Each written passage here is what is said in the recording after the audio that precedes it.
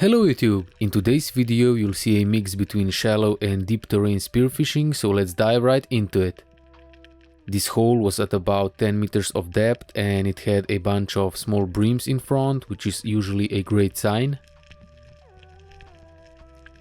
Those tiny breams were all that was in there, so I moved on. This was the next dive after the surface interval and I ambushed here. The current was so strong here, it took so much energy to stay in place at the surface, I couldn't even do my interval properly. I saw nothing, so I ended the dive earlier for extra safety. Moving to the shallower terrain again, I saw the gilthead seabream and cowboy dived and shot it with only one band. Despite hitting it in the head, it teared off and escaped so fast I couldn't even follow it.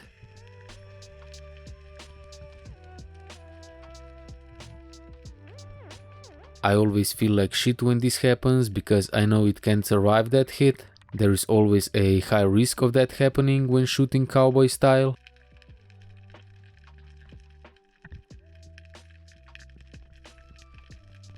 In the next dive I ambushed again and this time I could see the giltheads already approaching.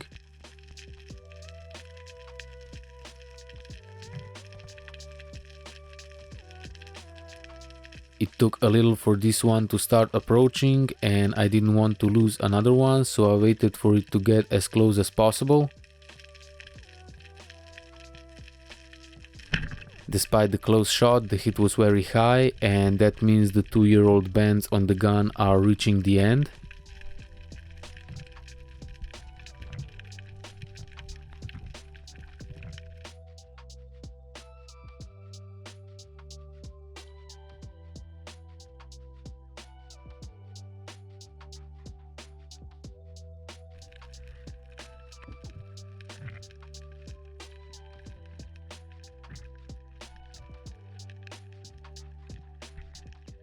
Dived a bit deeper this time and ambushed on this steep ledge with a lot of smaller fish. You can see the terrain is rapidly dropping here, so I was hoping to at least see a dentex.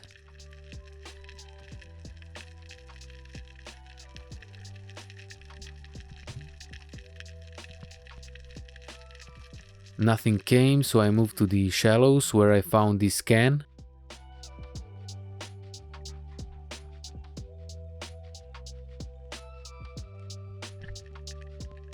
When I saw nothing in the shallows, I came back to scan some holes.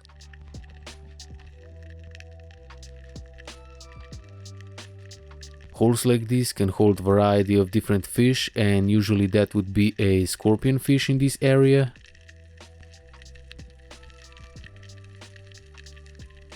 It was all empty, so time to switch tactics again. After ambushing here, this fish started approaching and I didn't even know what it was at first. Turns out it was a sand steam brass, so I aimed carefully and hit it very badly.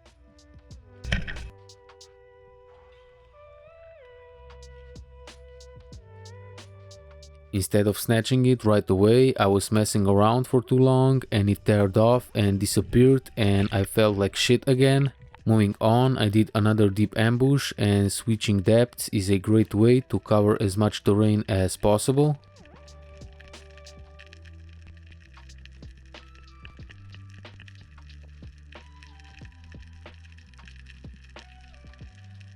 Switching from deep to shallow terrain will also assure your body is regenerating from deep dive, so it's a lot safer that way. And again, you can see a bunch of small fish around and they will usually attract predators.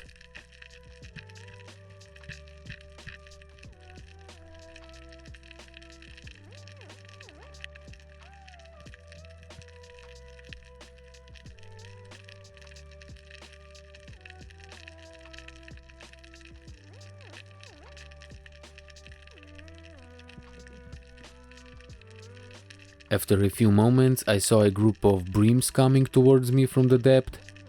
I waited for them to get behind those rocks and used the moment to align my gun and move a bit closer.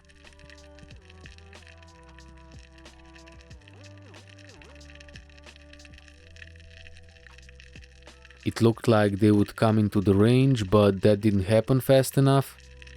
That shot would maybe be possible with a inverter roller, but not with a classic, so it was time to head back to the surface.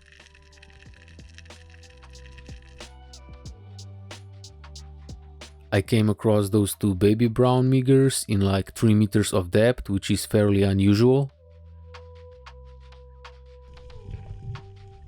There was a decent sized injured salpa without tail under this rock, and I tried to hit it, but this was such a fail, it's even hard to watch.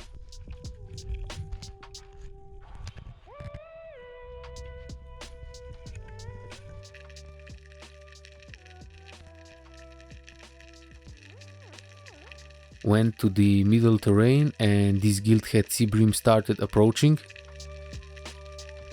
As you can see, I even had extra camo at the end of the shaft there. It looked like it's gonna swim into the range, but then just changed direction and dipped.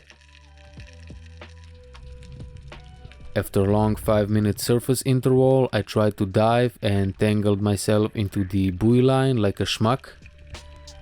I didn't dive down immediately and did another short interval of like a minute before diving.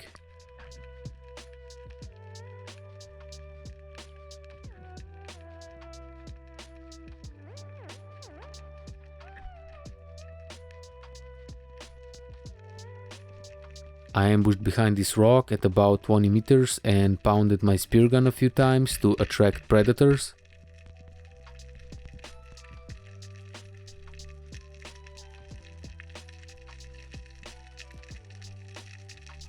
The terrain here drops from like 20 meters all the way to 70 meters down there in the blue, so you can expect anything.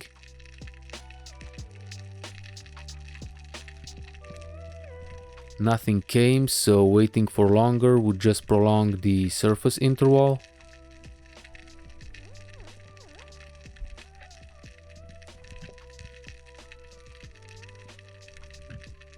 I still had some air left, so I decided to quickly check those holes before surfacing.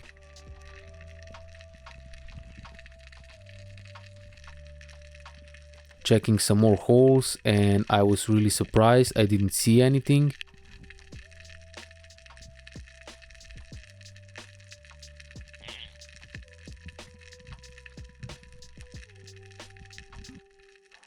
Usually I would see at least a small scorpion fish here, but this time it was all empty. Some shallow resting and this shoal of pretty big golden mullets came by and I missed again. The shaft scratched the one I've shot, but it's nothing critical, it will live. Saw those holes from the surface and they always look so promising when you are far away.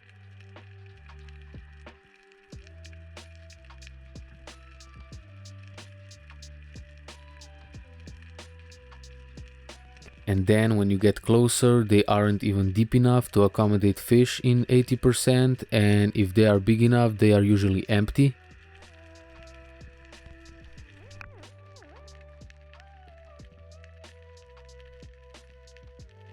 After the long surface interval, I dived down to like 20 plus meters to check the deeper holes, but they were all empty as well.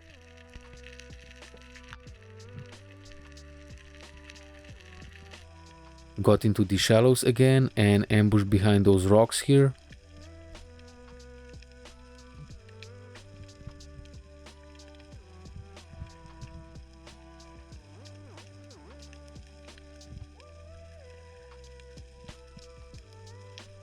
The shoal of salpas started approaching, but they took forever.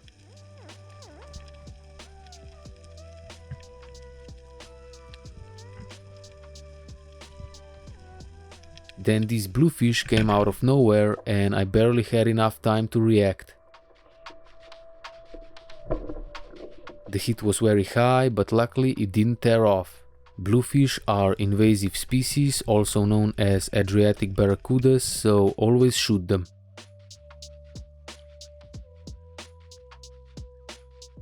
I've heard some people complaining their meat is dry, but that's only the case if you don't know how to prepare them properly. I'm always putting this special Turkish spice from Istanbul market into the fish stomach. The grill needs to have a lid and needs to be preheated to the high temp. When the grill is hot enough, you can put on the fish and it won't stick. The lid needs to be closed as much as possible to prevent moisture from escaping. You can also spray it with the olive oil a few times to further prevent drying. If your grill has a turbo option, make sure to use it before turning the fish for that crunchy skin. If your grill has the option, open the gas on the thicker side of the fish and close it a bit on the thinner side for that even grilling.